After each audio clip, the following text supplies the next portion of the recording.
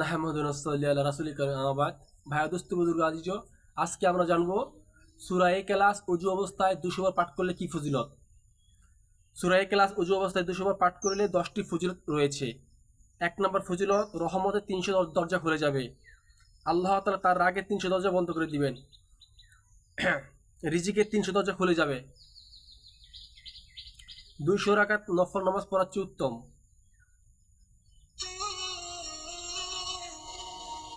66 বার কোরআন খতম করার সওয়াব দিবেন। আল্লাহ তাআলা জ্ঞান, ধৈর্য, বুদ্ধি বাড়িয়ে দিবেন।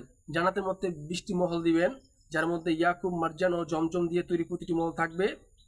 গায়বী রিজিক বাড়িয়ে দিবে। যখন সে ব্যক্তি মারা যাবে, অসংখ্য ফেরেশতা তার জানাজায় শরীক হবে। আল্লাহ তাআলা আমাদেরকে সবাইকে এই সূরা ইখলাসের আমল করার তৌফিক দান করুক।